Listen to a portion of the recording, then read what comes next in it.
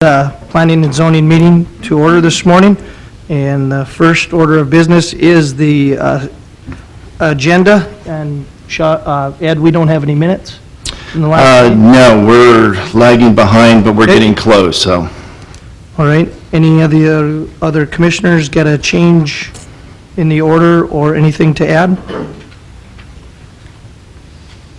Ed, you said you have a note? yes, I just wanted to mention to the commission that after a long period of time, we finally hired the city-county planner, and he's in the audience. I'll have Stephen Josephson just to stand up, just so you see who he is, and after the meeting, feel free to come over and introduce yourself to him. So I'm glad to have him on board, and he's going to be working extensively with the county. Then eventually I'll blend him in with the city as well. So welcome, Steve. Thank you. Welcome aboard.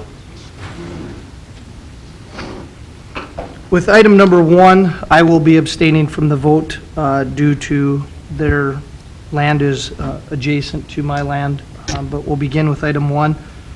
To review a final plot, to consider a final plot for Medora Meadows, generally described in the northeast quarter, section 32, township 140 north, range 96 west, known as the Medora Meadows. Is there anybody here to represent that property?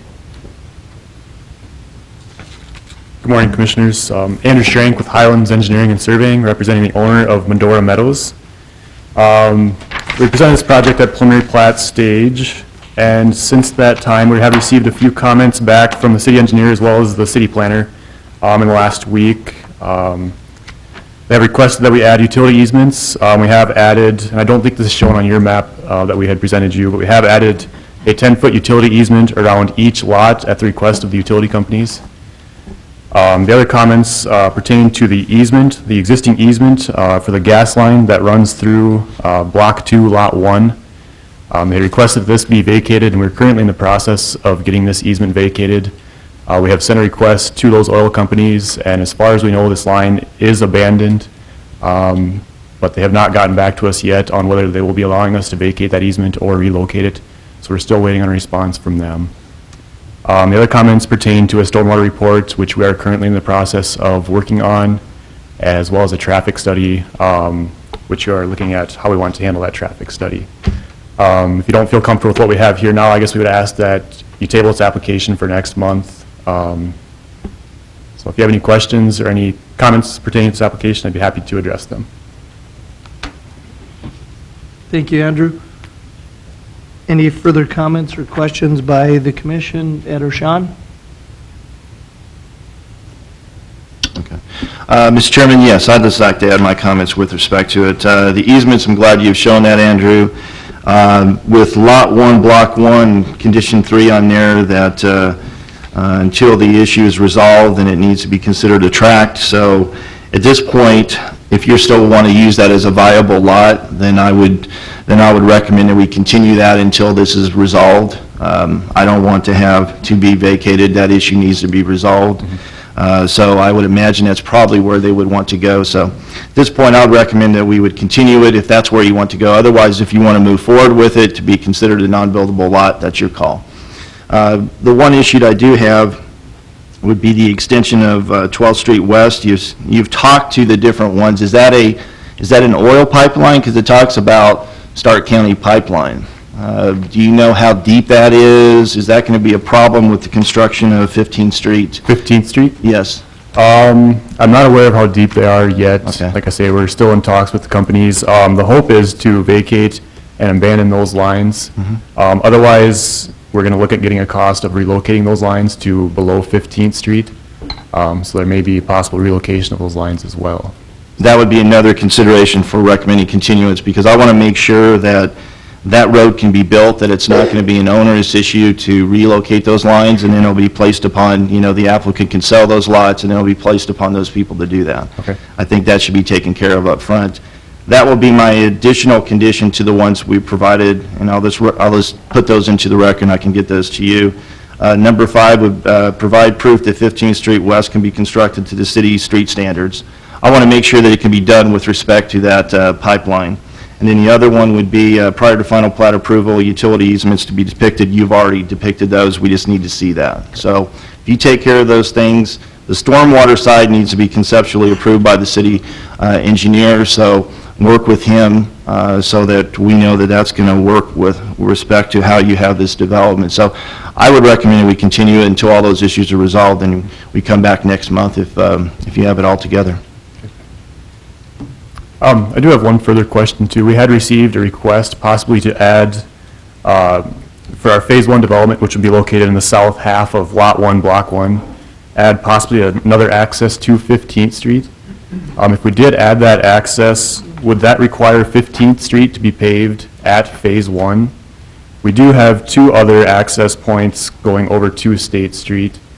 And the owner was hoping that we would not have to pave 15th Street with Phase 1, as it's going to add a substantial cost to the development in Phase 1.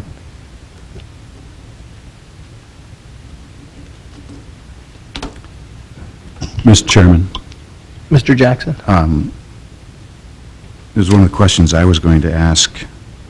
I was curious about the second condition.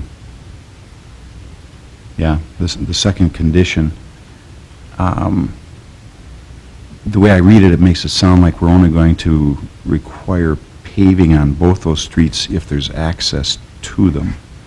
Aren't we going to want them paved like any other subdivision? And I don't think we have to answer that now if we're going to continue this, but just something to look into. It relates to the question at hand, I guess, and it seems to me we have to have some kind of understanding as that those streets will be paved at a certain point, not if there's access to them. I could quickly answer your question, Commissioner Jackson. The initial proposal is to be Lot 1, Block 1, and then Lots 2 of Block 1 and Block 2 are the commercial sides. And at this point, the commercial activity is not there. They're looking at doing the apartments first and then come back. Any commercial activity with respect to those which would require the extension of 15th Street. You bring up a valid question. That may not happen for many years. And what happens if the property to the west wants to happen and this extension is necessary for that? And the same with 19th. Now, I realize there's another property owner involved there, but Right. it seems like we need to have that set before we finalize the plat. I have no problem with respect to that condition. If you want to require that, that is fine. We've looked at it different ways, and I don't have a definitive decision other than traditionally the way that we've done it would be if anybody has access off a road that's required to be dedicated, we'd require that. In the past, we'd require that road to be extended, improved at the time before C of O. Now we're to the point now we need to have that before building permit is issued. And probably we should get to the point in which we require that to be built all and entirely as part of the plat, because the originator should bear the cost of that, and then, can transfer on to the property owners, and that could be negotiated one way or the other. So I'm open to that. I guess the city engineer and myself, we can discuss that and have that with the applicant and come back with a condition next time. Thank you. Any further comments? Andrew? Okay. Thank you. Thank you. Any other comments by the public on this subdivision?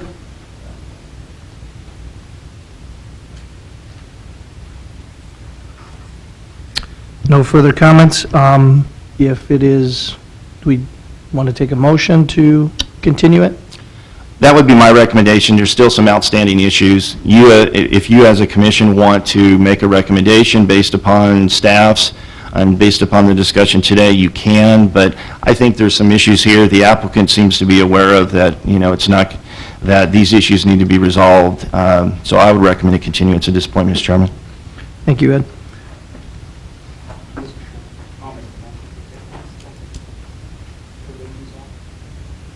There's been a motion to continue or table it by Mr. Hanson. Is there a second? Thank you. There's a motion and a second.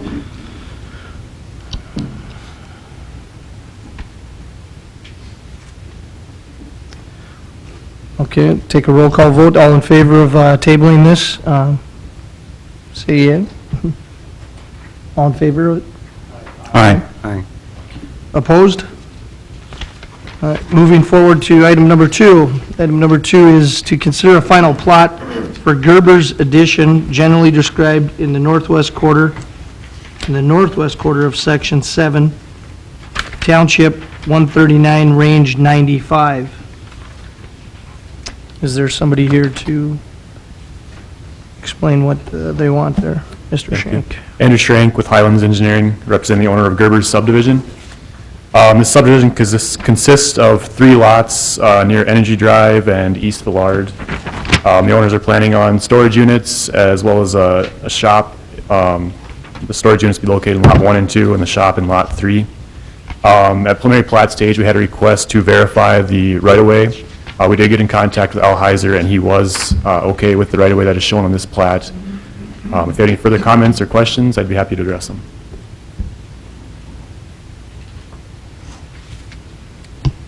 Thank you, Andrew. Any concerns with this plot, Mr. Soren or Catan? Mr. Chairman, I have my condition in there. The condition basically stated that that the city engineer in Stark County would come to an agreement with respect to the right-of-way width. The Stark County will sign off on it, so that will be insured with that aspect, and I think the city engineer is okay with the plat as submitted.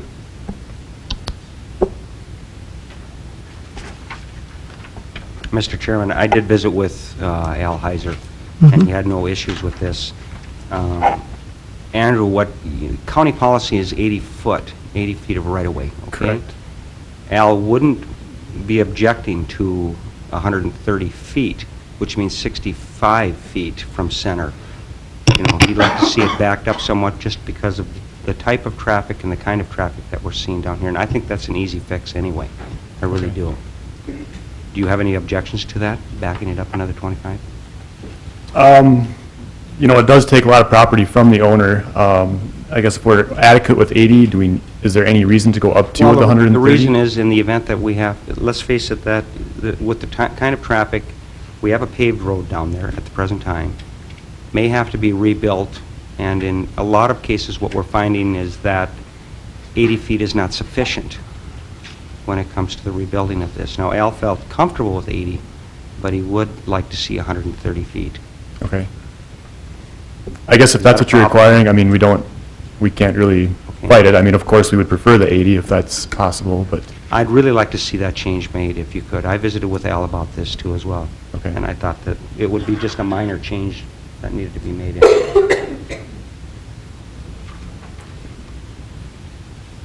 Okay. Any other concerns? Mr. Chairman, I'm wondering why the lot lines on the west side go all the way to the section line, that they don't stop at the 33-foot. At the 35-foot right-of-way? Or is it's a 33-foot, you're right, Mr. Yeah, That's not actually right-of-way, that would be the section line easement, the 33-foot easement on each side of the section line. They would actually own up to the property line there. I know they own up to it, but, Oh, you'd like to see that dedicated as right-of-way? well, it's, It does lead straight to the railroad tracks. I understand. So it is cut off to the south. That's why we didn't dedicate that as right-of-way. We left it as an easement because I don't foresee that being used as access ever.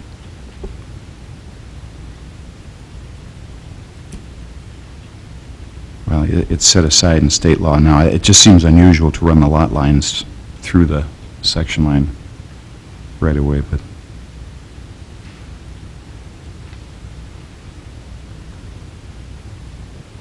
Any other concerns?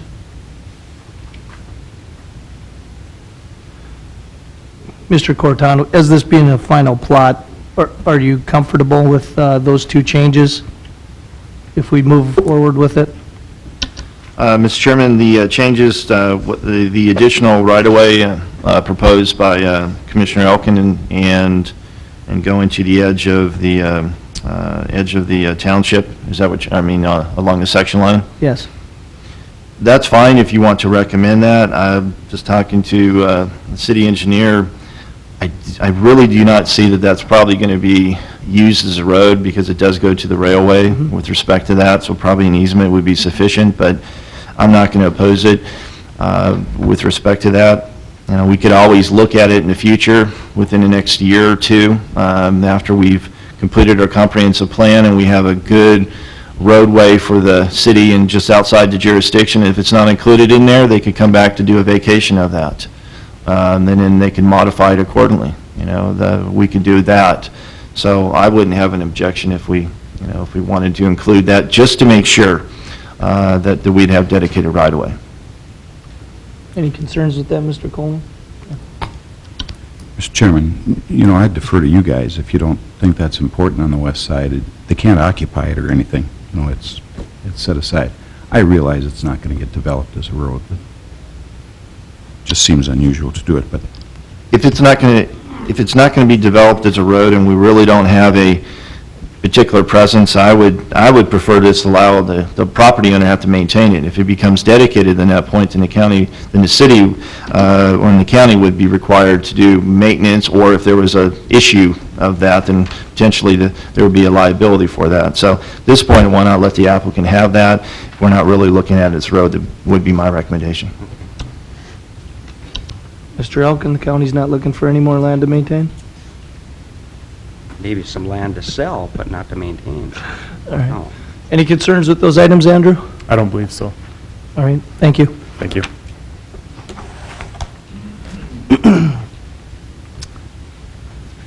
Is there any other input from the public on the Gerber's addition? Any other concerns by the commissioners?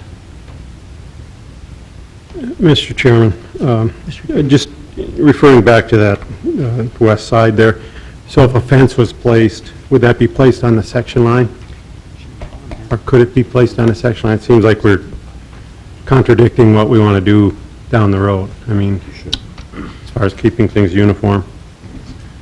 Well, the fence issue, you know, is a pretty minor permit. You know, do we check and see who has ownership, you know, if it goes over easements and the rest? We don't normally do that.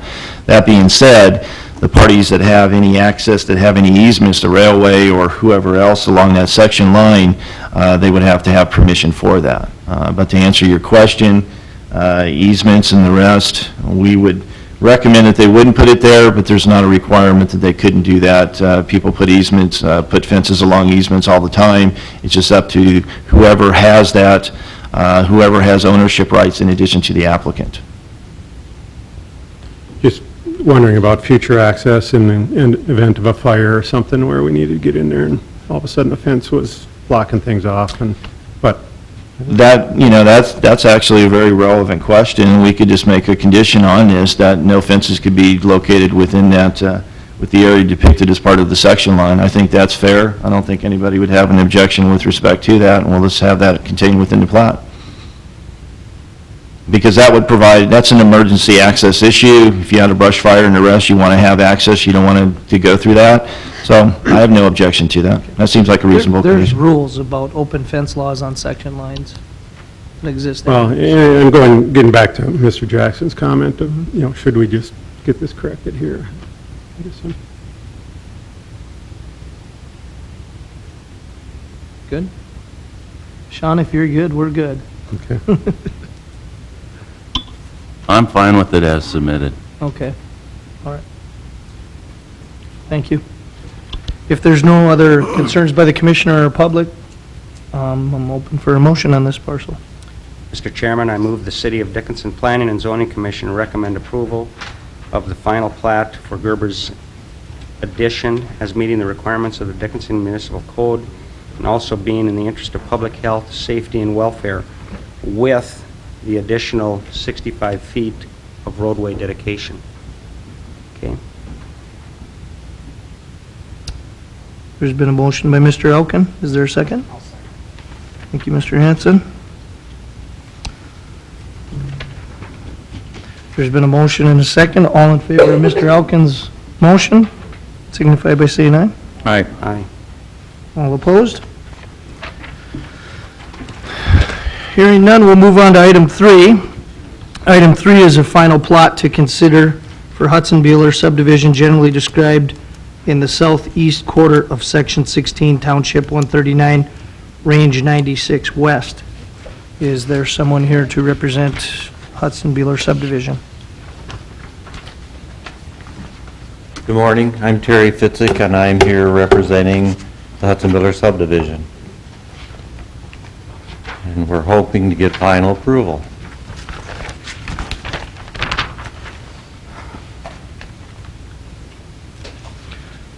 Thank you, Mr. Fitzik. I think we've seen this in the past. Has there been any modifications from the preliminary to the final? The only modification is to depict the easement to get to the last acre, as far as I know. And Ed can correct me if I'm wrong. Yes, Mr. Chairman, I could just add to it, as part of the preliminary plat condition, we wanted to make sure that they had access to that one lot. In essence, it would be a driveway, so a road easement would be sufficient. They have provided that. They have noted the documentation for that document. The only two modifications are very minor that I would require would be the dedicated street along there. There's no need for that. Just remove that dedicated street. And then add a signature block for the county. Just put Stark County Commission because it's still in the county. It's within our extraterritorial zone, but they need to sign that as well. Other than that, I would recommend approval of the plat as is. So, Mr. Corton, you'd like to see the dedicated street Removed, yes. and Mhm. just have a road easement such Well, as? the road easement coming to the property, then from there, in essence, it's a driveway, and however they want to depict it off on their site is left up to them. So wouldn't we make it a private access easement? They already have a road easement coming off the dedicated road, which is 8th Avenue Southwest. That provides access to the lot, and from there, it's up to them however they want to do that. I don't see that we need to have a continual one. If they want to have an access easement for the lot that's further to the west going through their property, that's up to them. And if if that was the intention, then put an access easement instead of dedicated street with Okay. respect to that. I understand. Mr. Chairman, my question's for Ed. Is that then private? Would that have to be paved? Leading to Block 1, Lot 1, that would be considered a driveway. So no, it would not have to be paved. Okay, but yet, in the county, we do require that they meet county road specifications, even if it is a private driveway. Okay? It would meet those standards. So I'm just talking about our standards that I would look at this as a driveway, and when they come in, if you require them to pave from 8th Avenue Southwest up to their lot or all the way up to the building itself, that's fine. And our policy is quite clear in the county, we do require that within the ETZ that they pave that. Okay? Pave as in concrete or blacktop? Be either one, it can be Either. either blacktop or concrete. Okay. But you need to meet with our county road superintendent Mhm.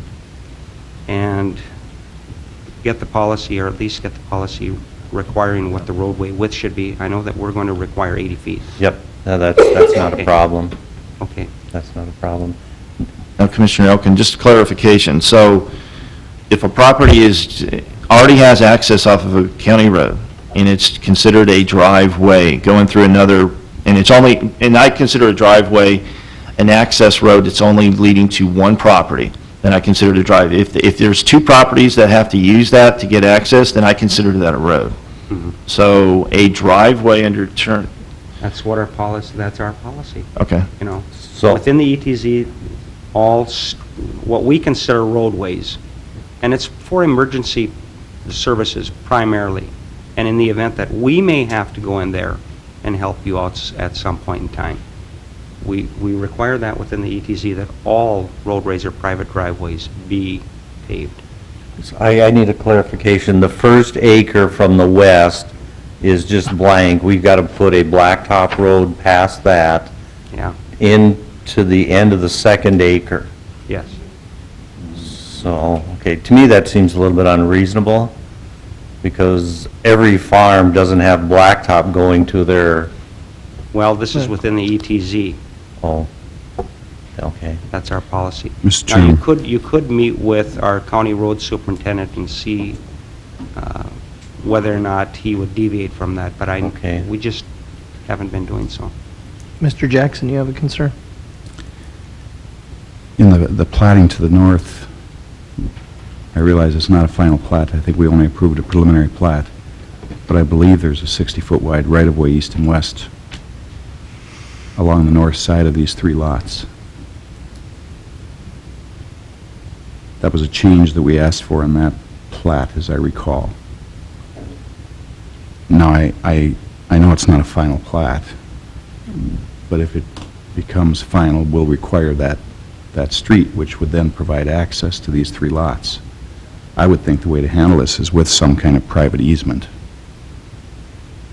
just to give them the assurance that they've got access to the lots.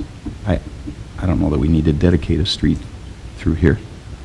Well, and I agree, if that's what's going to happen.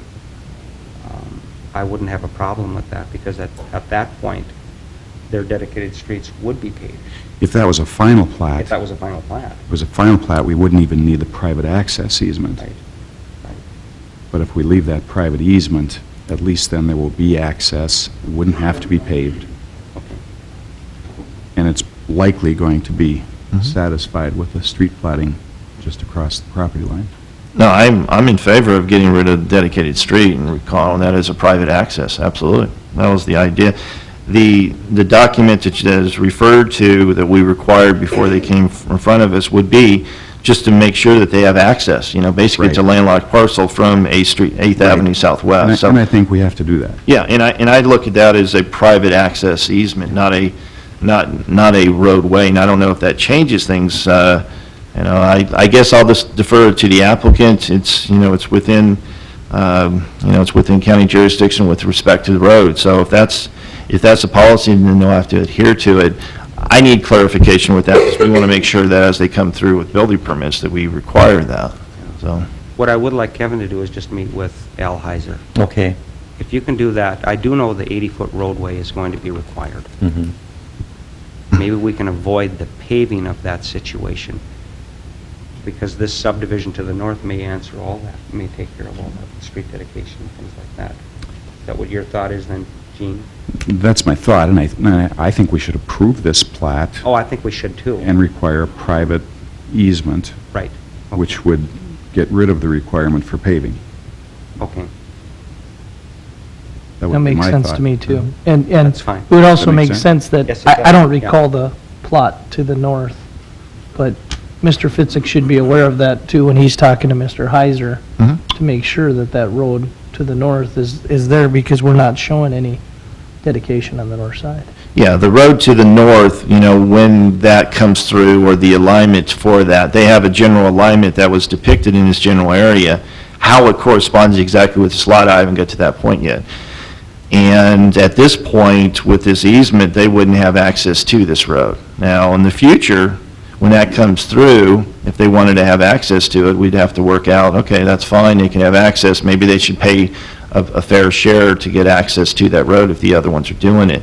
That's a discussion purpose for the future, but, when that road, if it abuts the property, it would make sense for them to have access to that, and then they wouldn't have to go through another person's property. Those are issues that we would need to resolve in the future. I know they want to build, and I have no idea on the time frame. This could be 5 years down the road until that road is ever constructed and the rest. This is one of those issues, as I mentioned before, in which this property was unfortunately a remnant from the prior subdivision, from the Valesky subdivision. It should have been part of that, and in essence, when that was approved, this became a de facto non-buildable lot because it was illegally segregated. And subsequent to that, ownership is transferred 4 times. And unfortunately, the applicant for this bought it and said, I'd like to get a building permit. And we said, sorry, you can't, because the parcel was illegally segregated. This is the remedy to that. So Okay. I would recommend that we can go the route of the roadway easement to resolve this situation, and we'll look at the other one when, in the future as it moves forward. Mr. Fitzik, does that make sense? And Yes. are you in and favor of that? Yes, I'm okay with that, and we'll visit with Al also, so we know all our options, and I have no problems with this plat yet, by the way. It Seems like you do. just that we have policy and, yeah. And it differs from yours. Okay. I don't think it does. Thank you, Mr. Fitzik. Okay, thank you.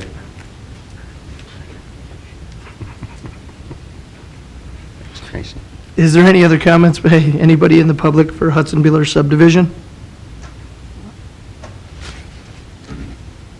All right, hearing none, I'd entertain a motion. Mr. Chairman, Yes, Mr. Jackson. I move the City of Dickinson Planning and Zoning Commission recommend approval of final plat for Hudson Baylor subdivision as depicted in the application materials, meeting all the requirements of Dickinson Municipal Code, also being in the interest of public health, safety, and welfare, and the following requirements. Number one, prior to recordation of the final plat, remove the dedicated street from Lot 1 and change that to a 30-foot wide private access easement.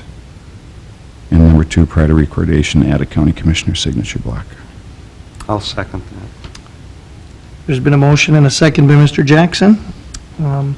Thank you. All in favor of Mr. Jackson's motion, please signify by saying aye. Aye. Aye.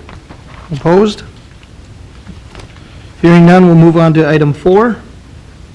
Item 4 is a rezone petition to consider a rezone from general commercial to residential 3 for property at 26th 5th Avenue East, 34 by 170 feet, Block 16, Mesmersch Smith and Simpson addition. Is there anybody here to represent that property? Good morning. My name is Carol Degenstein. I'm here today on behalf of myself and 7 siblings. We own the property described in your agenda item number 4. We're asking for it to be rezoned from general commercial to residential.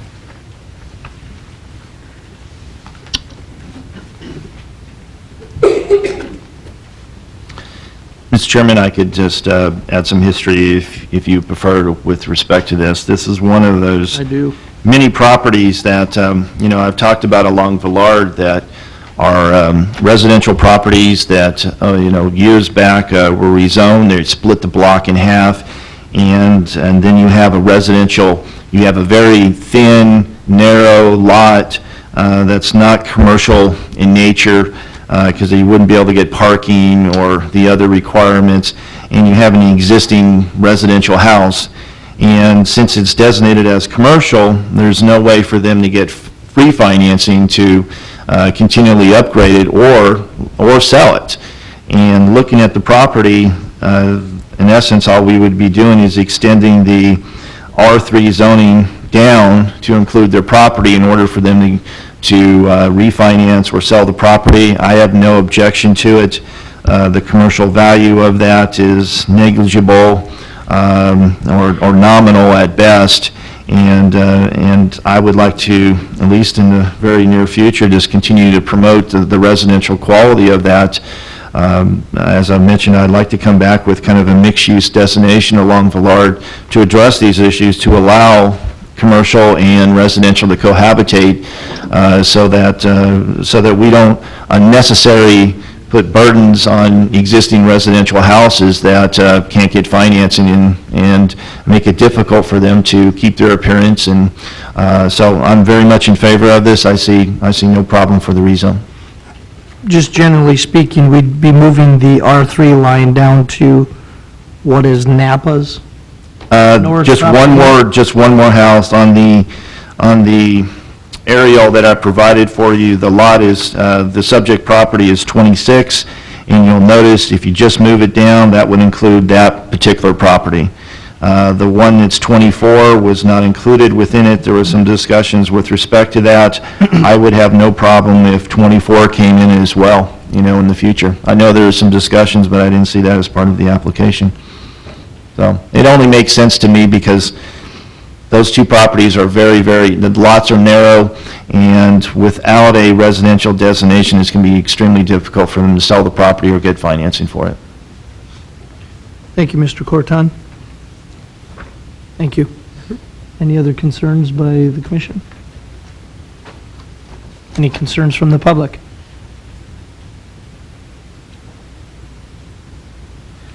Hearing none, I would entertain a motion for item number 4. Mr. Chairman, Mr. Hanson. I move the city Dickinson Upon the zoning commission recommend approval of the rezone petition from GC to R3 as depicted in application materials, as meeting all requirements of the business and code, and also being in the interest of public health, safety, and welfare. I'll second that. Thank you, Mr. Elkin. There's been a motion by Mr. Hanson and a second by Mr. Elkin. Any further discussion before we have a vote? All in favor of this motion signify by saying aye. Aye. Aye. Opposed? Discussion? Okay. Item number 5 is a rezone petition to consider a rezone from AG to LI for the property generally described as a tract of land in the north half, northeast quarter, northwest quarter of Section 15, Township 140, Range 96 West. Is the applicant here?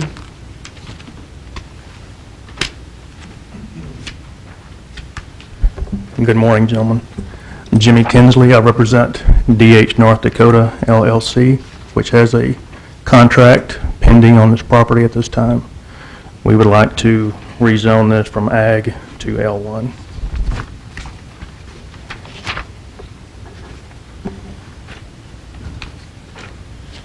Thank you, Mr. Tinsley.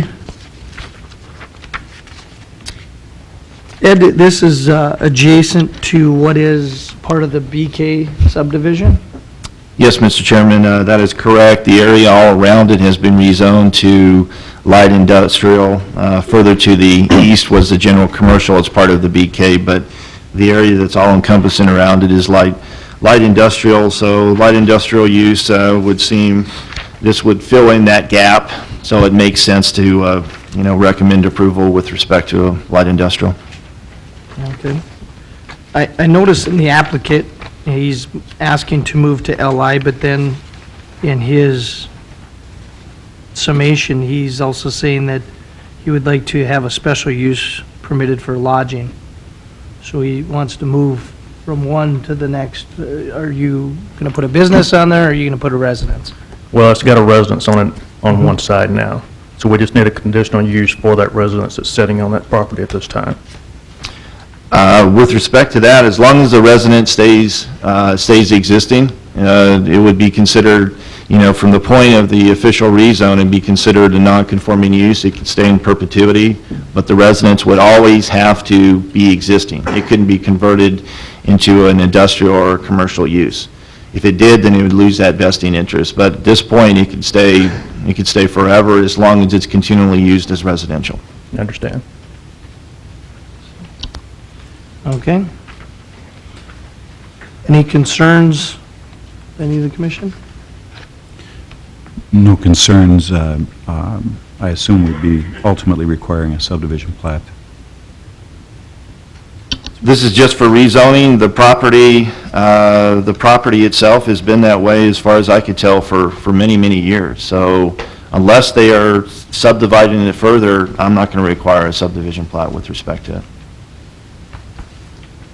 Mr. Tinsley, how many acres is that? 10. Yeah, 10 acres, with respect to your question, Mr. Jackson, I'm not going to require it. It's been in existing use. That makes sense. Yeah. Thank you, Mr. Tinsley. Thank you.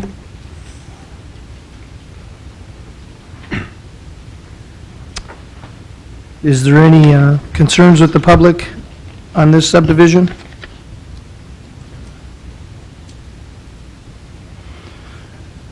I think it cleans up the area if it goes to LI, and it gets rid of that, I wish we could get the other one in the middle of that other parcel too, but did that one come in? I'm just trying to think. I know that they wanted to. I believe they did, yes, they Okay. did come in. I remember they originally were trying to, they wanted to dovetail with that, and I'm pretty sure they did, offhand, because they were talking about, can I do that? And I had a discussion, and I believe we included them within it. I need to double check that, but I've told them that I would have no objection to going to LI with respect to that property, because that would clean it all up instead of having that little agricultural piece little island effect with that whole area is industrial. So, The- good question, but I believe they did as part of the final thing for BK. The Cattermas house on Highway 22, that did come in too, did it not? It came in and they dropped the project. So, because they found out that they had some wetlands on there, and then the applicant didn't want to go through the problem, didn't want to go through the issue of dealing with the Corps with respect to that, so that project was dropped. So if I recall right on that one there, it's still ag, and I believe it's still on the market as we speak. Thank you. Hearing no other concerns from the public or the commission, I would entertain a motion. Mr. Chairman, Mr. I Elk. move the City of Dickinson Planning and Zoning Commission recommend approval of the rezone petition from Ag to LI as depicted in the application materials and meeting the requirements of the Dickinson Municipal Code and being in the interest of the general public on a tract of land in the north half of the northeast quarter, the northwest quarter of Section 15, Township 14096. There's been a motion. Do we have a second? Second. Thank you, Mr. Krieg. There's been a motion and a second. All in favor of this motion, please signify by saying aye. Aye. Aye. Opposed? If there's no further discussion, we'll move on to item number 6, which is a rezone petition to consider a rezone from R1 to R2 for the property described as a replat of Lot 1, less the south 110 feet, and lots 2 through 6 of the replat blocks 2 and 6 through 12 of Country Oaks Estate, second edition, Section 28, Township 140, Range 96 West. Is there anybody here to represent this parcel?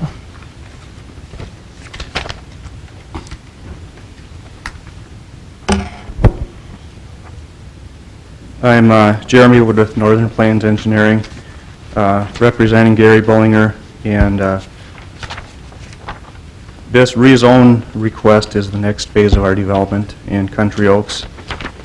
We're requesting changing the zoning from, R1 to R2, as described, and the owner's looking at building duplexes in that area.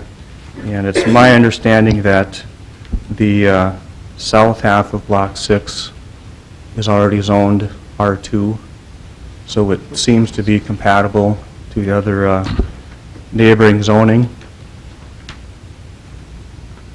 So other than that, I guess I'll entertain any questions you may have. Thank you, Jeremy. Is that Lot 1? Is that zone R2 as well? Yes, that was rezoned, I think, about a month or so ago Okay. with respect to it. This was continued from the last meeting. The Lot 1, we required some additional meets and bounds description because it's a big lot with respect to that. The one question I will mention to Mr. Woods would be, as you proceed forward with the final plat, you want to make sure that your lots are 10.5, not, 10,100. Per the code, it's 10,500 for a duplex. So you need to make sure that it's 10,500 if you decide to put duplexes on here. So I'd modify your lot lines accordingly. Is that something we could get a variance for? No. You could apply for it, but I would not be in favor of it. Okay. That area, it's your call if you want to do that. We have been very fervent with respect to requiring that. I'm open to the idea of maybe doing some modifications to that, but I just haven't had time with respect to that. You do have lots further to the west that you could take a little bit off of each of those properties in order to get to 10,500. But at this point, our development regulations are at 10,500 for a duplex. Sure. So just keep that in mind, however you want to proceed, it's completely up to you. It would make the most sense to resolve this issue, so you want it to come back for boundary line adjustments. If you decided to do that, I would prefer a clean plat. I think you would as well. Exactly, yeah, I mean, if that's the rule of 10,500 and there's no variances, I mean, that's what we'll do. You could apply for a variance, but from staff's perspective, we have told so many other people, and they have modified accordingly, that I wouldn't be in favor of it. especially for a brand-new subdivision. Makes no sense. Sure. Mr. Chairman, I think we need to clarify, this request is only for lots 1 through 6, right, Jeremy? Correct. So what are the intentions with lots 7 through 11? As far as zoning, they must be R1 right now? Everything is R1. So they're okay if they stay R1, right? Lots 1 through 6 are okay, but I know they have depicted lots 7 through 11, and I think that was part of your revised one that came through Yeah. last month. So this is on a side note, kind of, you might want to modify those before it moves forward to the commission with respect to those.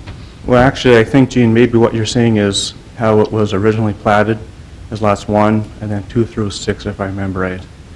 And we're trying to replat it into, I believe, 13 lots. But to get the rezoning, I mean, the final plat hasn't been approved, so we're rezoning off of the old lot numbers. Oh, okay. Okay. So just to be clear for the commission, lots 7 through 11, we're taking no action on 7 through 11. Well, we are. We are, because the lot designations that we're running under don't match the picture you have in front of you. Got you. Yep. This is a replat that is yet to be approved, right? We're talking about the rezoning today, so I understand, but we have a picture. we have a that doesn't picture of that. match. Well, this is the one that we did last month, Mr. Jackson, that we allowed the plat to come through, the replat, but we continued the rezone. Right. And now I just mentioned for lots 7 through 11, if they were choosing to do anything in the future, because we allowed that to move forward, that they want to keep 10,005. The rezone just today is for lots 1 through 6, and lots 1 through 6 are well above the 10.5. I have no objection of going to R2. I'm confused. I am too. Is it the whole north side of that block, Ed? We're rezoning the whole north side from R1 to R2. Initially, I thought that was the case, but That's what we want. Help us out. I wish I had the plat with me, actually, but how it was originally platted, see, I don't know how it was originally platted. I don't have those lot numbers, Okay. but the Mr. intention is Chairman. the entire north half of block Sorens. 6. I believe what he's saying is their plat looked just like the south side of this block. Yes. It was Lot 1, and then where 11 through 7, that was 2 through 6. Okay. So it is the whole north side that they're asking to rezone. It's not coming off of this plat, it's coming off of the plat that's in existence. So we're looking at rezoning the entire north half of Block 6 from R1 to R2. Which is currently lots 1 through 6. Yeah. Okay. And we're at the preliminary stage of the replat for you, Jeremy? Right. Correct? Okay. And that has to come through to get the lot designations correct? So they still have to come. So right I'm now, following that. that preliminary plat that you guys have in front of you, those lot and block, or those lot numbers don't match what we're requesting today for the rezoning. We're trying to not confuse anyone, but they're not matching as far as timeline goes. We're ahead on the preliminary plat and we're behind on the rezoning.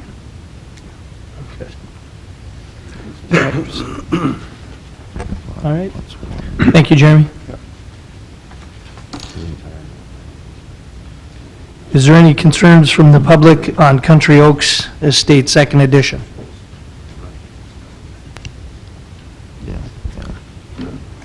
Any other concerns or comments from the commission?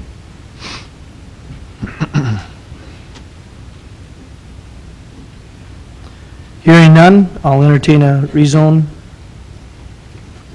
Mr. Chairman, I'll move that the City of Dickinson Planning and Zoning Committee recommend approval of the rezone petition from R1 to R2 as depicted in the application materials as meeting the requirements of the Dickinson Municipal Code and also being in the interest of the public health, safety, and welfare. And I'm assuming at this time we don't need to address the lot sizes since that'll be in the replat, not the rezone. That is correct. Thank you, Mr. Krieg. Is there a second? Second by Mr. Hanson. Any other comments or concerns on the motion, Ed and Sean? No, I think we've beat this horse enough. All right. Sorry, Ed. All in favor of the motion by Mr. Krieg, signify by saying aye. Aye. Opposed? No additional comments. We'll move on to item 7 for a rezone petition from EG to R1 and R2 for Hill Site Mixed Use Addition, generally described as southeast quarter of Section 16, Township 139, Range 96. Is there anybody here to represent the application?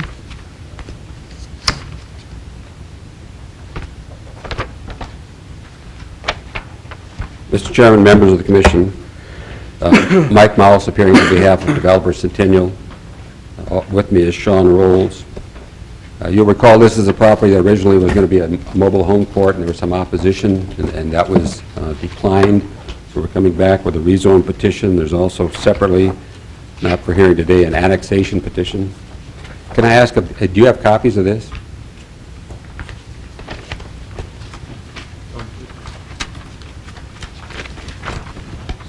I do not. I do not either. We have copies, they just aren't colored. Right. But I like the color. Me too. We met with representatives of the city staff on June 1st, and we tried to incorporate some of their suggestions. Thank you. And we also provided a copy of this to representatives of the homeowners in Deckers Third. Another one? If you look at this thing in the color, the R1 along this area here is the area that abuts Deckers Third. It's R1 residential. There's also residential along the northeast, the strip, and down in the southeast corner. In between is primarily R2 and R3. Excuse me, R2. The three areas that are left green at the suggestion of the city, it was a good suggestion, is that perhaps what would go there would be storage units as a buffer. And so that's the plan at this particular time. And representative from the Decker subdivision was concerned about the size of the lots that are residential, and of course this is not a rural residential subdivision, it's going to be part of the city. Those lots exceed the minimum or the size requirements, so we tried to accommodate some of their things. I think they would prefer those lots be larger, but in the scheme of development, this is considered to be the best plan. There's some issue regarding notification to the adjoining landowners. We did, as I said, we gave a copy of this plat to their representative several weeks ago. These are the same residents that were involved in the opposition to the mobile home court. So they were aware of, they may not have been aware of today's date as the hearing for this rezoning. Our preference would be to have the rezoning and the annexation done at one time. I understand the attitude, the desire to get the rezone approved first before there's annexation, so we can't change that. But because of the delays we've had, and not on anybody's fault, but getting to this stage, we're asking that this thing gets given some kind of an expedited review. But we would certainly answer any questions. This is the plan. R1 along Deckers Third, and behind the residential along South Highway 22, and R2 inside of that. We'd certainly answer any questions that may arise. Thank you, Mr. Mouse.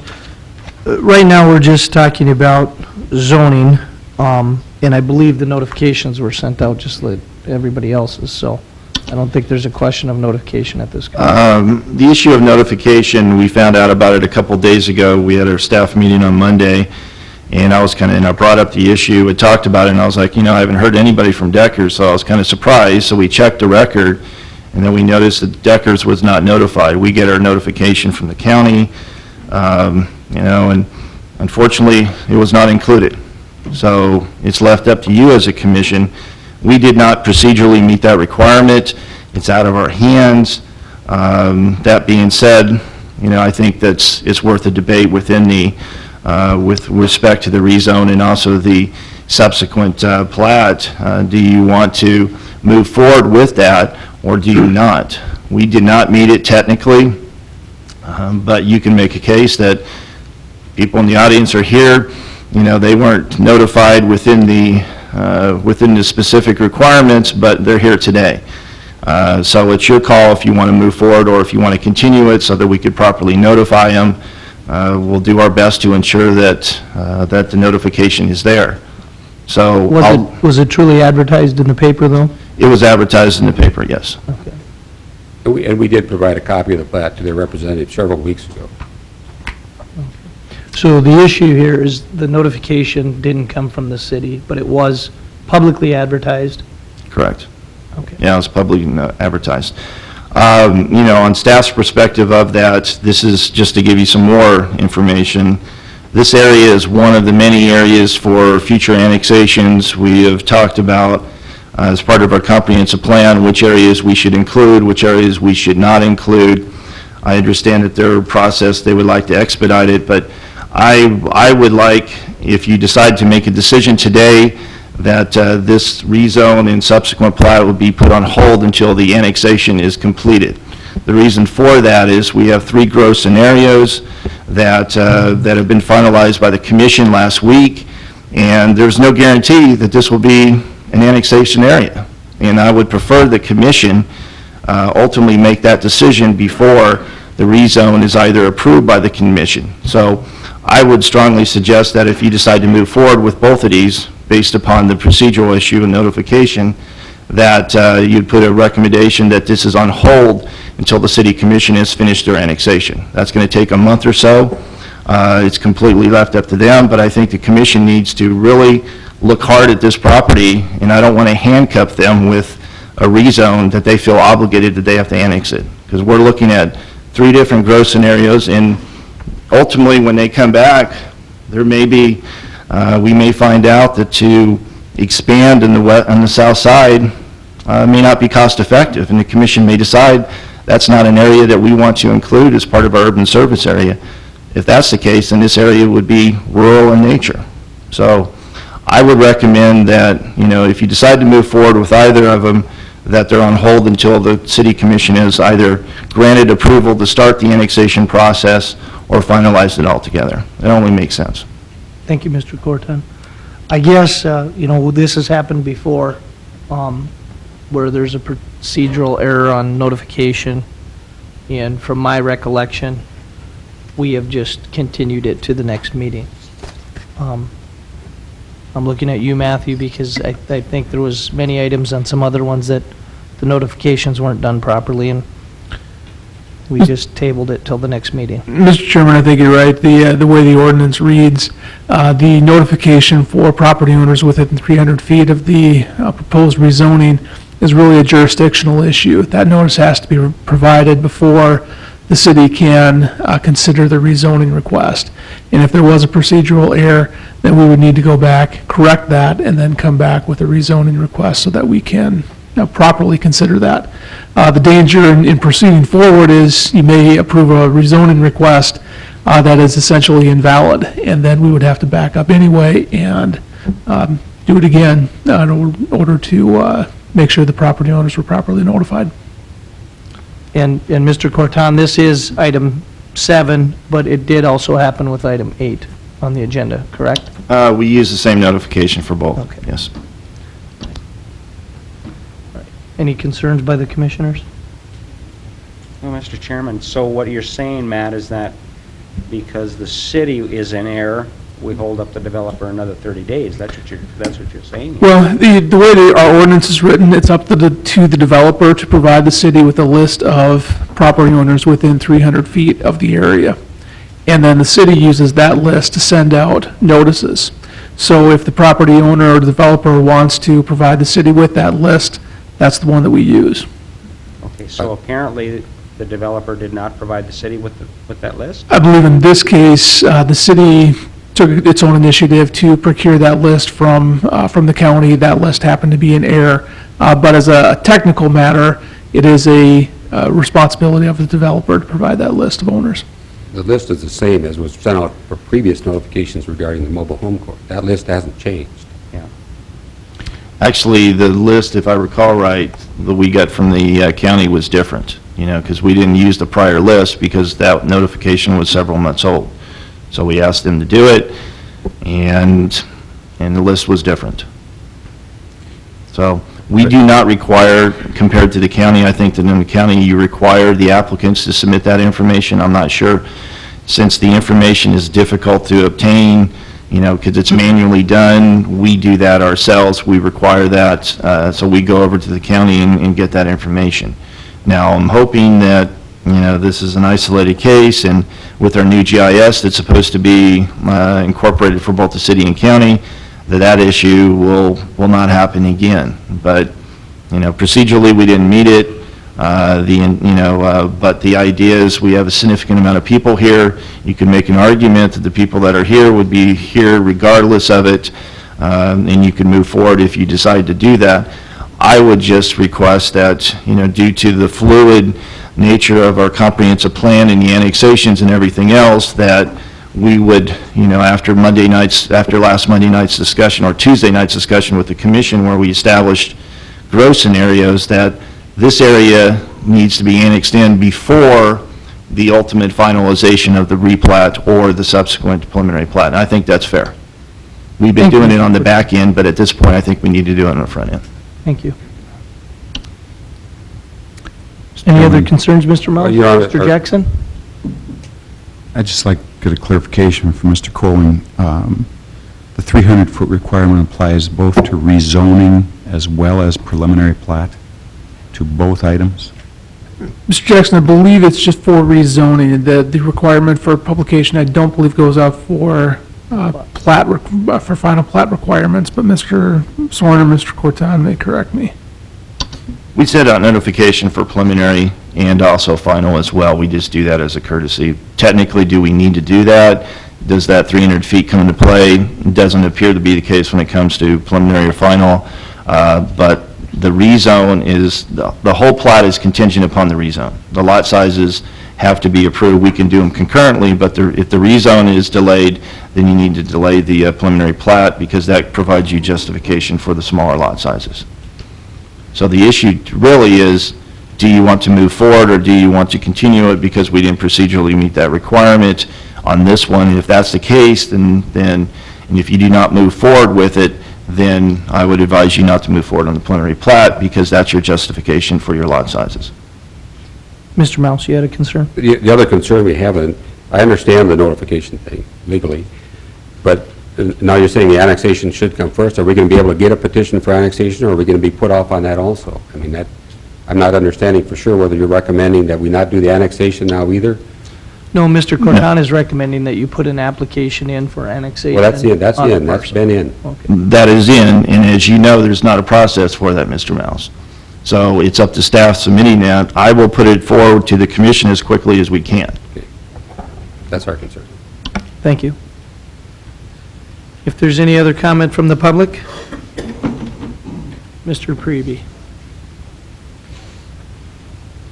Mr. Chairman, Commissioners, Tim Preby, I'm a resident of Decker subdivision. We don't have a big issue with, what they're proposing. It looks like the R1 and R2, the preliminary review of it looks logical for that area. The concern is the notice, and I'm not sure exactly what happened with the county or the city. About 3 weeks ago, we got a letter for the Gerber subdivision, I did, and it didn't make any sense, so it kind of went to the wayside and so forth. Mr. Mouse called me about 3 weeks ago and gave me some preliminary information on this. We understood it was going to be on in August. So on Monday, we found out about this, called around a few of our neighbors, and they didn't know anything about it. So that's kind of the dilemma we're in. We think we can work with this. We don't want to delay their project. My understanding in meeting with these two gentlemen on Monday is that they don't plan to get in the ground maybe this year yet even. So an additional month to give the proper notice to make sure we do it right just seemed to make sense. So I guess that would be our request if the commission would consider that. Thank you, Mr. Preby. Any other input from the public? We'll close the public portion of this meeting. Any concerns or comments by the commission? Mr. Chairman, if I might, this because of the density, from a county perspective, will have to be annexed. So maybe that process, maybe, I hate to hold this project up. It seems like these guys have been before us time and time again, and we've held this project up either on a rezone or because of what they wanted to do in the past. But I'm going to take your recommendation, Ed. Mr. Well, Mr. Elkin, Elkin, I can just clarify that. I have no problem if you want to recommend one way or the other with the rezone. When you look at the final plat criteria, we are asking a significant amount of money, a significant amount of requirements for that. They would not be able to come to final plat, so their project is not going to be unnecessarily delayed based upon the conditions that we have. Their engineer needs to do a significant amount of work for that. All I'm saying is that I don't think that we should potentially handcuff the city commission with respect to an annexation if we move forward and that gets way ahead of the annexation. So I will do my best to get the annexation put on. It won't be on the 23rd, it'll be on the first meeting of August, and see if the city commission wants to discuss that and wants to move forward with a resolution for annexation. If they do not, or if they want to continue it, that's up to their decision, but I think the annexation needs to move forward in light of where we're at on the comprehensive plan. But legally, Ed, does the annexation have to come before the rezoning? You could make no, it legally does not, because the annexation is more respect to infrastructure that we're talking about. We have allowed the annexations to proceed afterwards. I'm just trying to move the annexation up closer, and I want to make sure that the city commission is in favor of it. Everybody's making an assumption that the city commission is going to approve the annexation. Why would we want to approve a rezone and then the city commission ultimately decide, no, we don't want to go in this area and this particular piece is not included? We haven't done the applicant a justice, we haven't done the surrounding property owners, we haven't done anybody any justice with respect to that. I'm just saying is that I think we need to move the annexation up. I'm fine with you making a decision today, and that could be a recommendation to the commission. I mean, ultimately, when they discuss this, it could be the rezone was looked at, it was recommended approval, so the planning commission felt comfortable with this area becoming more urban in nature, and that's how it can be portrayed, and then ultimately the city commission make a decision with respect to the annexation, one way or the other. Thank you, Mr. Corton. I hope that summarizes, I would my just side. like to further one comment. I think that for item 7, procedurally, I would not want to move forward. I would be in favor of tabling that item. Just because of the notification. It's happened before, and we get too far down the line and have to see it too many times. And if they're not planning on going in the ground this year anyways, and there's the annexation issue, we could move it down to August. Mr. Chairman, I agree with that. My only thought was that we've got at least a 2-meeting process here anyway with preliminary and final plat, that we could perhaps approve the preliminary plat, but not the rezoning. Now, I'm hearing what Mr. Catan is preferring, and that's fine. And if you're not going to be in the ground this year, let's do it right and make sure our Ts are crossed. Mr. Jackson, Carl, we have closed the public portion, but we'll hear your input if you have anything further to add. I was just nodding that it's not absolutely definitive that we couldn't be in the ground this year. In our discussions with Tim Priebe, he said, what's the likelihood? And I said, unlikely. If we could move ahead with approvals, we could get a few lots in. That would be great. My fear is we move ahead and somebody in Mr. Preby's group changes their mind, and then we start this whole process over. I appreciate that. I did like Mr. Corton's suggestion of a non-binding recommendation, something to the city commission saying, that you've heard this, you've looked at it, and what your thoughts are. That would be appreciated. I would have no objection with that. You have a commission, if you wanted to, it's kind of awkward, but if you wanted to move forward, as Commissioner Jackson said, and provided, clarification with the plat, you just have to have it contingent upon the rezone and the annexation, and just be a ton of conditions. You'd add those conditions with it. The applicant then would know generally that they feel comfortable with it, and they can move forward with doing a lot of the engineering work. That is pretty costly, as you're very aware of.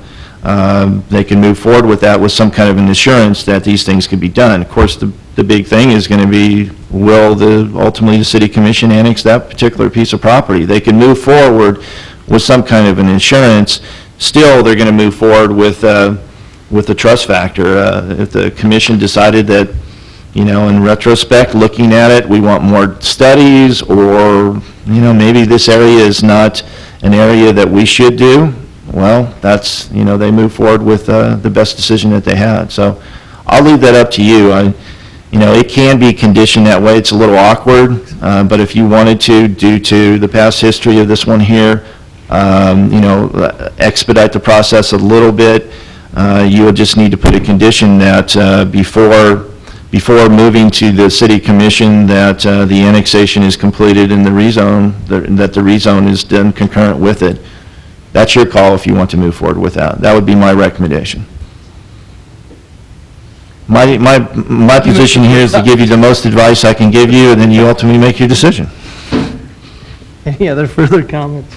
Well, really what you're saying is, Ed, is that we could table the rezone and approve the preliminary plat, right? That's what you're telling me. And that would be the next item. We haven't discussed it yet. You could do that, but it's awkward to do it that way, but,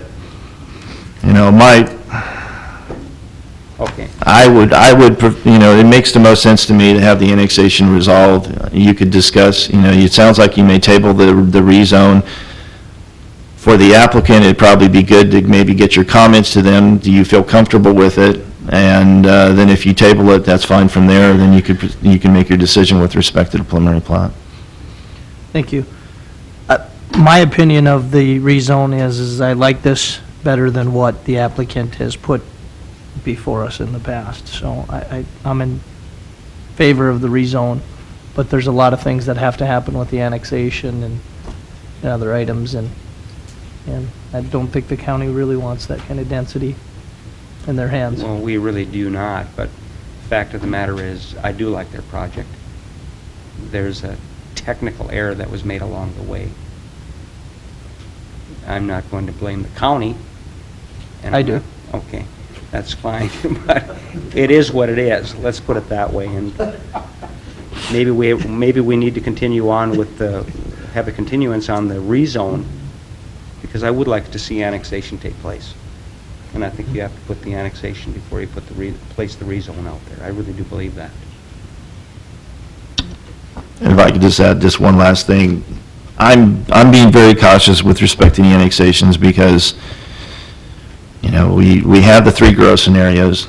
I have met with several people that are outside of them now, have decided they want to be in, and there's a lot going on, and I don't want people to think just because they're in that area, that growth scenario area, that they're guaranteed to be annexed in, that the city's in favor of it. So I do not want to make that assumption. I don't want to give that indication that's the case. It's ultimately a decision of the city commission. So that's why I'm very cautious with respect to that.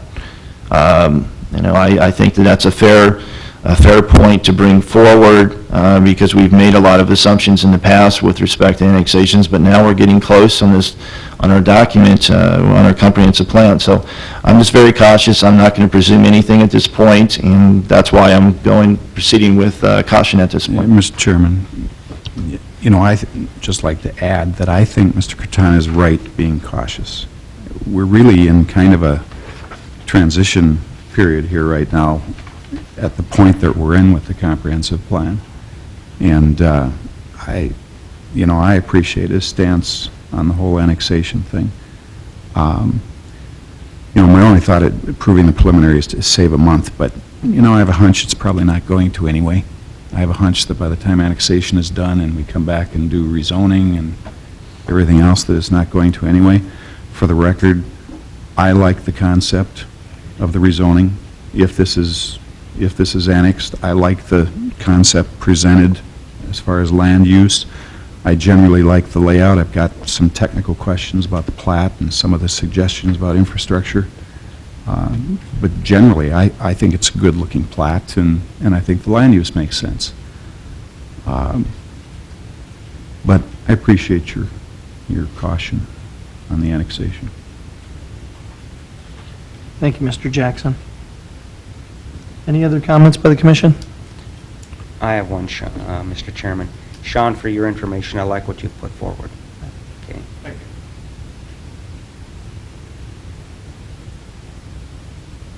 If there's no other comments, I'll entertain a motion.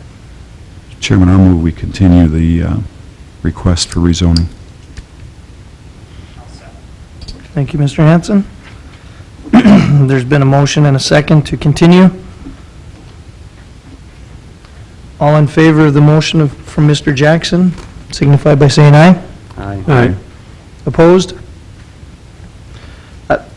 I'd like to just make the last comment on this of just, I think this is a great development down there and how it's zoned. I think it'll work. I don't think you'll have much opposition, Sean, from the other neighbors, but I think it'll work, and a lot of your questions probably will be answered with the next item on the agenda, so. Moving on to item number 8, to consider a preliminary plot for Hillside mixed-use addition, generally described as the southeast quarter of Section 16, Township 139, Range 96. This is agenda item number 8, and I'm assuming Sean and Mouse, Mr. Mouse, are going to represent it. Well, actually, we're looking, number 8 is something different, Renaissance Zone, Hotel. You probably have a, The agenda has both rezoning and preliminary plat in the same agenda item. it's number 8 on the agenda, Number 8 on the agenda is the preliminary plan. is the The one preliminary. I No. just picked up out front that matches the press has something different, but we are still here, and thank you for continuing. Mr. Mouse, if you would step back up. Motions don't match the agenda. That's all right. We're going off the one that I got.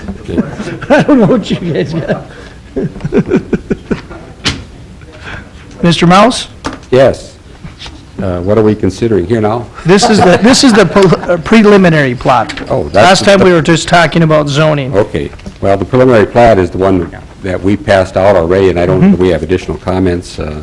Again, we do have the request that the matters be moved along as quickly as they can, and I understand all the concerns and all the issues that are involved in that. But this is the one I passed out previously, is the preliminary plat. Okay. We'd answer any questions. Mr. Jackson, you mentioned before that you have some concerns with the, You know, I don't know that we need to go into them today. I see water and sewer proposed along the back lot lines, and I guess if Mr. Soren comes back and likes that, so be it, but I don't think we need to talk about it today. It's something you need to work on with staff. And We have no preference one way or the other, and we have addressed preliminarily with staff, but whatever they recommend there, we certainly will do it that way. Not a strong preference one way or the other. Mr. Soren? Just a couple comments, I guess, from, we are looking at that. We do have some questions or concerns and have been talking about it. For the most part, the road layouts, we don't have any major issues with it except Bird's Eye Avenue and that circle. There might be some questions that we'd have, particularly on the west intersection, how those kind of offset, if we could line those up, or we do have some concerns that I think we'll be getting comments back to the engineer with respect to that, but as well as potentially, some discussions with the fire department, particularly about access to that area and how that works. So that would be one area that we may have some recommended changes coming for final. So the board is probably aware of this, but the reason for that circle down there's a big hill in that area. That's the reason why it's platted the way it is.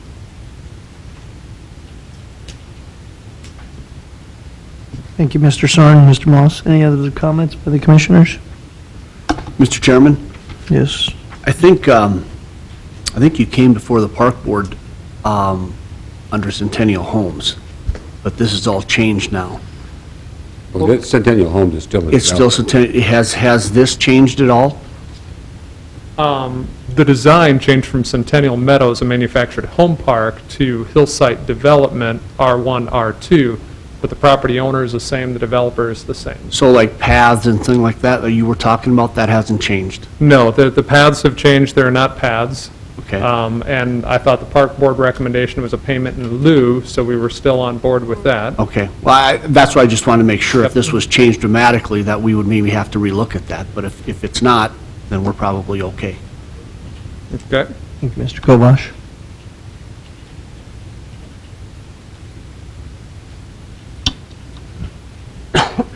Any other concerns by the commissioner?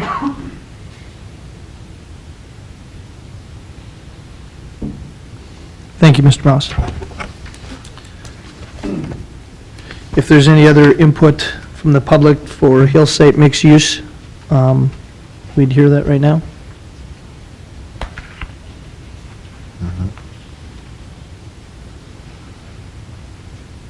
Hearing none and having no further comments from the commission, I'd entertain a motion.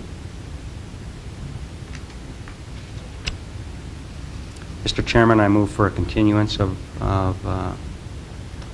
the preliminary plat for Hillside Mixed Use Edition, generally described at southeast quarter of Section 16, Township 139 North, Range 96 West. Thank you. Do we have a second? Second. Thank you, Mr. Creedon. There's been a motion and a second. All in favor of Mr. Elkins' motion, signify by saying aye. Aye. Opposed? Any further discussion of item number 8? I could just add comments just for the applicant. We have our 9 conditions with respect to that.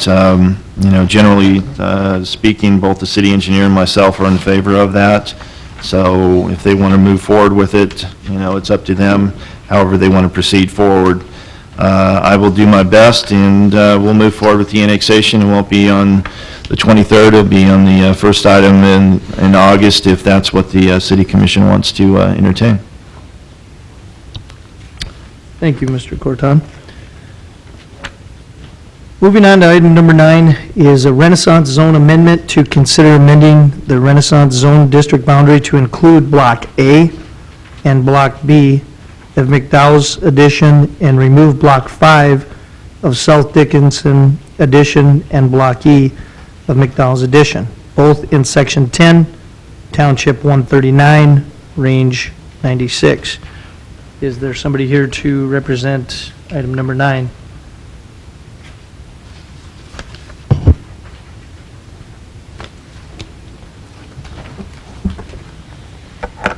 Good morning. My name is Chris Fair.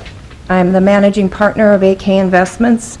My husband Alan and I have owned property in Dickinson since we moved here in 1991, and we've owned and operated our rental housing investment and management business in 2001.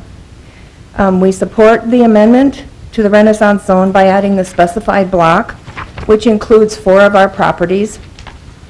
This block is adjacent to the current southern boundary of the Renaissance Zone, and it's right along the widely traveled corridor on Highway 22 from the Dickinson Airport directly into the heart of the city of Dickinson.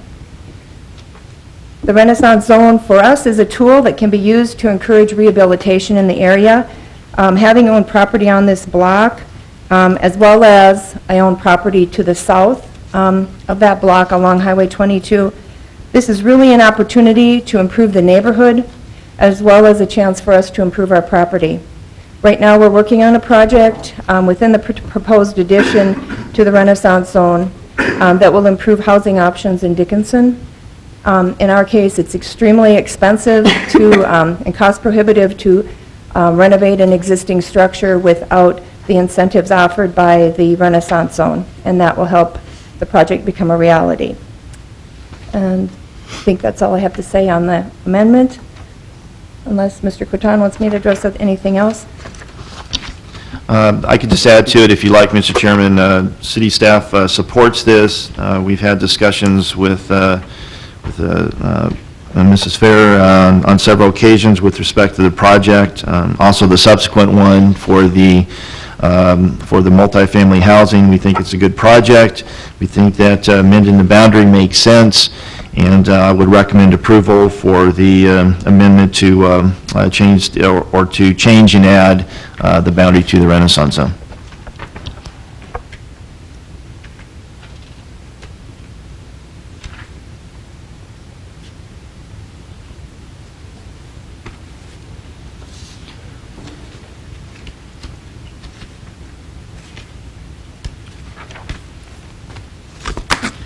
Is there any other comments by the commission or by the public?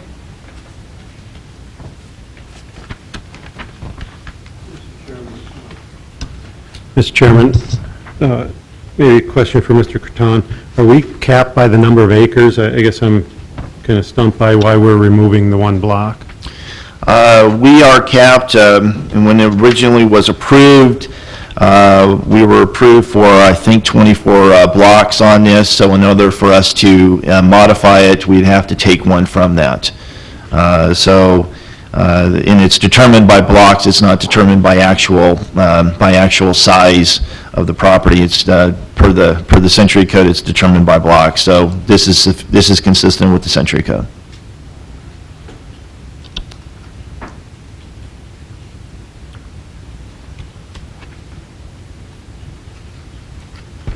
Any further discussion?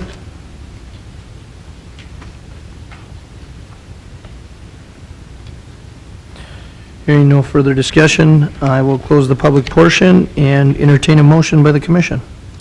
Mr. Chairman, I move the City of Dickinson Planning and Zoning Commission recommend approval of the amendment to the Renaissance Zone District boundary to include Block A and Block B of the McDonough's addition and remove Block 5 of South Dickinson addition and Block E of the McDonough addition as depicted in the application materials as meeting all the requirements of the Dickinson Municipal Code and also being in the interest of the public health, safety, and welfare. Thank you, Mr. Elkin. Is there a second? Second by Mr. Hanson. Having a motion and a second, I'll take a vote. All in favor of Mr. Elkin's motion, please signify by saying aye. Aye. Aye. Opposed? No further discussion. We'll move on to item 10, which is the Renaissance Zone project to consider a multifamily housing project for the property tax reduction in accordance to the city's Renaissance Zone. This project is located at the northwest corner of South Main and 2nd Street East.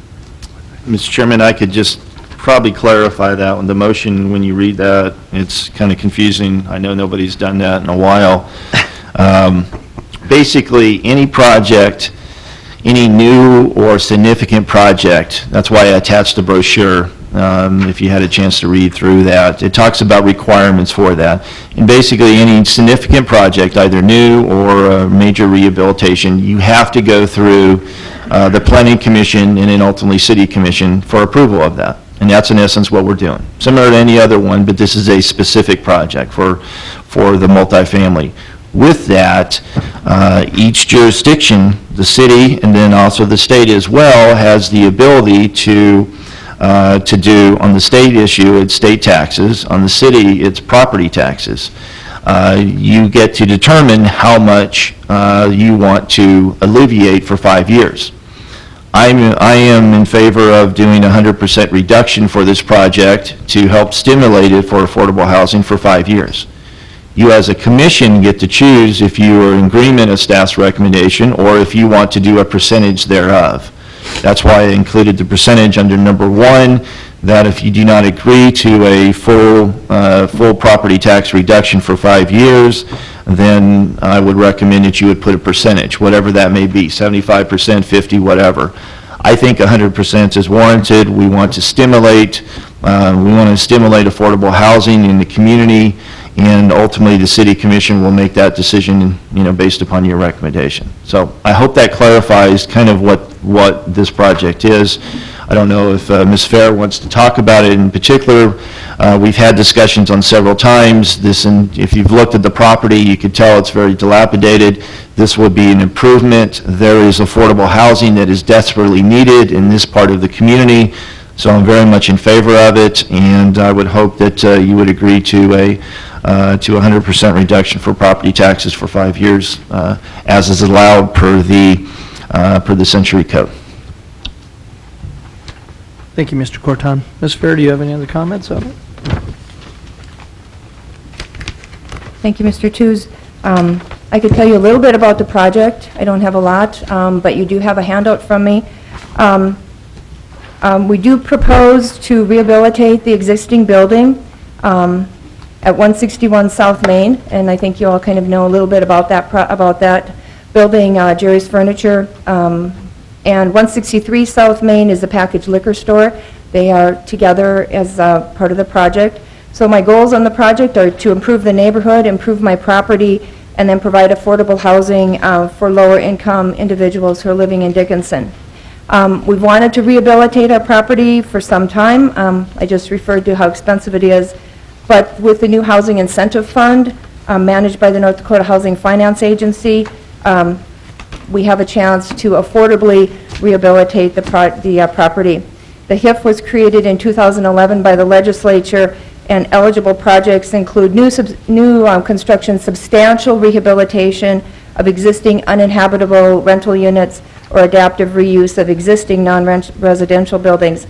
So we've engaged Hermanson Eggy Consulting Engineers from Rapid City. They're structural engineers to coordinate the project for us.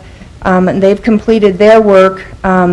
They've determined the building's structurally sound, that this is an appropriate use of the building, and we're coordinating with architect contracts and builders. So the project will involve demolishing the existing third floor and construction of 10 apartments in the building and the attached, which is currently now the liquor store building, and we'll be doing 1 and 2 bedroom units.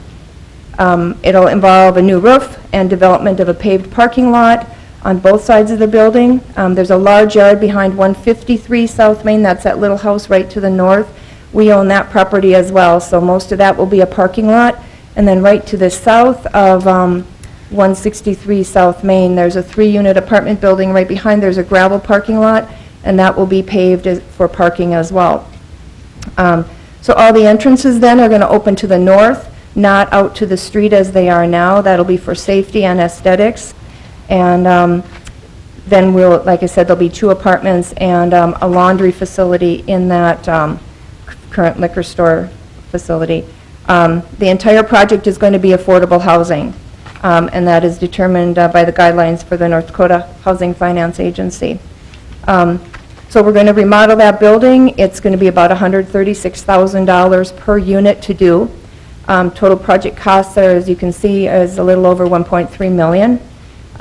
We're going to, AK Investments has applied and been granted 30% of financing from the HIF and a $2,500 grant from Stark Development per unit, that's per unit, and then a flex pace loan, interest buy down from Stark Development and the Bank of North Dakota.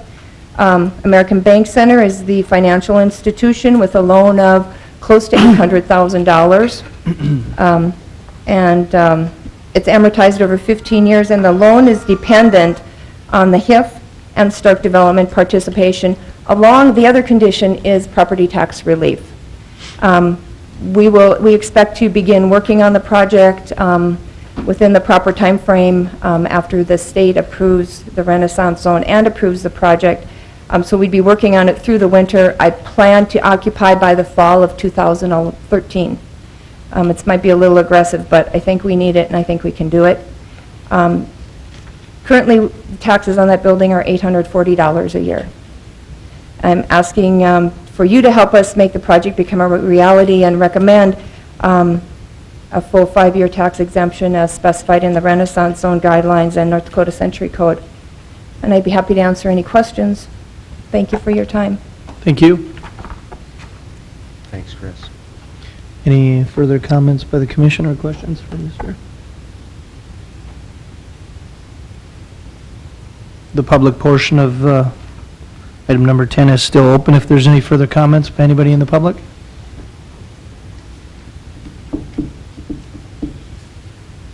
Hearing none. Any further comments by the commission? Mr. Chairman, Mr. Jack. I think this is a great project. I think it's too bad we don't have more of them in Dickinson, and I'm sure going to be in favor of the question at hand. Just a curiosity question, why it seems unusual for planning and zoning to be looking at a property tax reduction request? Is it because of the Renaissance Zone? It's per requirements by the Century Code, and they require you to go through Planning Commission as a recommending body. So we will have, I am hoping as well, Mr. Commissioner, that we'll have more of these as we promote the area. We could look at, as our population increases, expanding the area and hopefully get some more blocks that we could have some rehabilitation and do that. That's the idea behind the Renaissance Zone, is to provide that incentive for that. So I'm glad that it's being utilized, so I'm very much in favor of it. Yeah, me too. Thank you. If there's no additional comments by the commission, I'll entertain a motion. Mr. Chairman. Mr. Hammond. I move the City of Dickinson Planning and Zoning Commission recommend approval of the multifamily housing project for property tax reduction in accordance with the city's Renaissance Zone for full property tax reduction per request from the applicant, as depicted in the application materials, as meeting all the requirements of the Dickinson Municipal Code and also being in the interest of the public health, safety, and welfare. There's been a motion. Is there a second? Thank you. Been a motion and a second by Mr. Kovash. Just the last comment, I think it's a great program, and I think there's a lot of buildings in Dickinson that could use people like yourself, Chris, to do this, so appreciate it. All in favor of the motion, signify by saying aye. Aye. Opposed? Hearing none. Any further comments, Ed or Sean? Just want to give you an update. I am moving forward with our, you gave me permission to modify the subdivision regulations. I've worked with city staff, we've modified them, and I'm moving to the 23rd. If I could get the last editing tonight, so they could be on the agenda for the 23rd. If not, they're going to go to the first one in August, but I'm going to do everything I can do to get it on the 23rd and hopefully finally approve the first meeting in August, so we'll have new subdivision regulations. That will provide some additional dates, improvements and the rest, so I'm excited to finally get that project done. I know that was one of the first projects wanted me to do when I got here, but, development happens, and I'll leave it at that. Thank you, Ed. Any other comments? Do you have a